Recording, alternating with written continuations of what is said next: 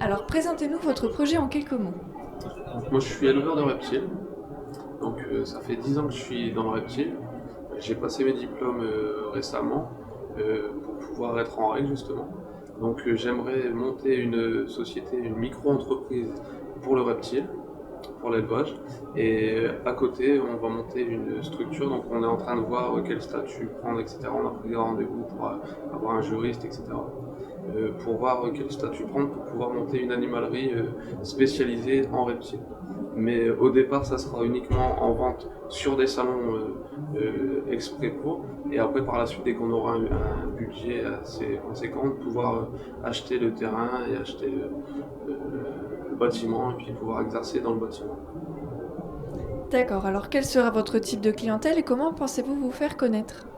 Me faire connaître, je suis déjà en train de me faire connaître un petit peu parce que je présente régulièrement des salons de reptiles, notamment par exemple ce week-end je pars aux Pays-Bas à Houten pour exposer les animaux.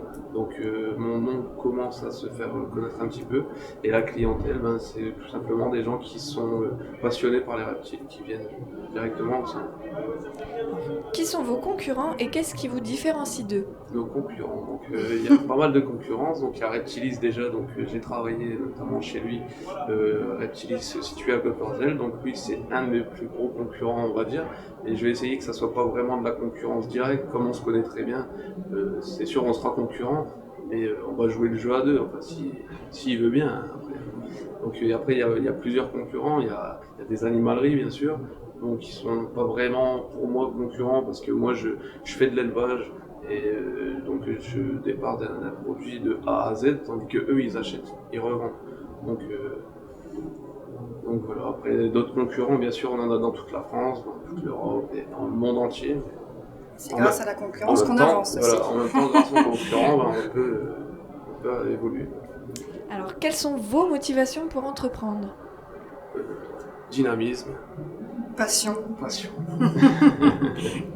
Et finalement, pourquoi pensez-vous être le gagnant de ce concours? Parce que justement, elle est passionnée. J'ai vraiment envie que ça marche. J'ai mis 75 000 euros quand même d'investissement dans la structure alors que je suis pas professionnel ni rien. On a mis toutes les économies, tout là-dedans.